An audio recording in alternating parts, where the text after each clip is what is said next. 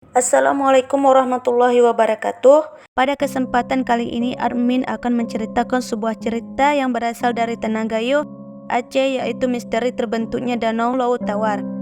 Konon, dahulu kala ada sebuah desa yang tersembunyi di atas gunung. Dengan hasil alam yang sangat berlimpah ruah, masyarakatnya hidup menyatu dengan alam tersebut dinamakan dengan Daratan Gayo. Dahulu daerah tersebut ada sebuah kolam kecil di tengah hutan yang di dalamnya hidup beberapa jenis ikan. Airnya memancar keluar dari dalam tanah yang sangat jernih sekali, sehingga seluruh hewan yang menghuni hutan tersebut sangat suka meminum air dari kolam itu. Konon katanya bidadari dari kayangan pun sering mengunjungi kolam tersebut untuk sekedar mandi. Menurut cerita, Putri Bensu adalah salah satu nama dari bidadari tersebut yang turut mandi bersama dengan kakak-kakaknya. Sementara di sebelah bebatuan yang besar lainnya biasanya ada seorang pemuda bernama Malim Dewa yang selalu meniup seruling dengan merdunya untuk memikat hati sang bidadari, terutama Putri Bensu. Di pinggiran kolam yang jernih itu pun tumbuh sebatang pohon yang sangat besar batangnya, banyak buahnya serta ribuan daunnya. Tempat di mana segala jenis binatang yang hidup di hutan tersebut untuk berteduh dari teriknya matahari. Sekaligus tempat menghilangkan rasa dahaga karena kolam tersebut airnya sangat jernih serta berada tempat di samping pohon besar. Begitupun dengan burung-burung yang bermain dari cabang satu ke cabang yang lainnya lagi sambil mencari makanan di atas pohon kayu yang besar tadi. Mereka memakan buahnya sembari mencari ulat-ulat kecil yang merayap di atas cabang serta daunnya yang rimbun sebagai makanan tambahan. Tidak hanya ada pohon besar itu di pinggir kolam tersebut, tumbuh lain pun hidup subur mengelilingi kolam walaupun memang tidak sebesar pohon yang satu itu. Pada zaman itu hiduplah seorang ulama yang sangat disegani dan sangat dihormati oleh masyarakat Gayo karena ketaatannya dalam beribadah, arif dalam mendukung perkara lagi bijaksana dalam bersikap. Ulama ini bernama Aulia.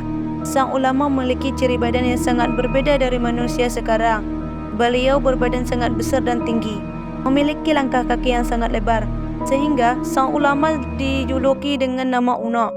Sampai sekarang julukan Uno masih lekat di antara masyarakat Gayo. Biasanya diberikan kepada mereka yang berbadan besar, tinggi dan mempunyai kaki yang lebar.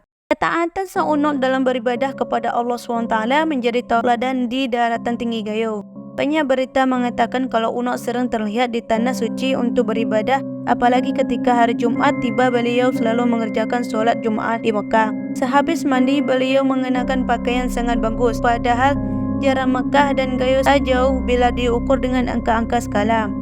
Tetapi tidak bagi Uno, dengan sekejap mata beliau bisa sampai di Mekah. Uno tidak berlama-lama berada di Mekah. Sehabis melaksanakan kewajibannya menunaikan ibadah, beliau langsung kembali lagi ke daratan tinggi Gayo.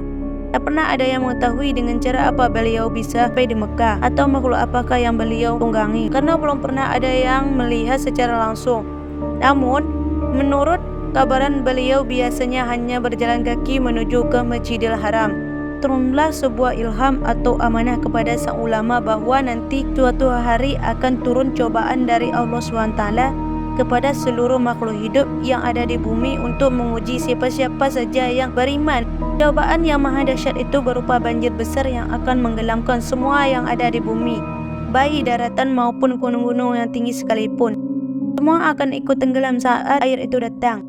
Dunia akan tergenang bak lautan yang luas. Perahu besar pun harus segera dibuat dan akan diletakkan di sebuah tempat yang berdekatan dengan Mekah.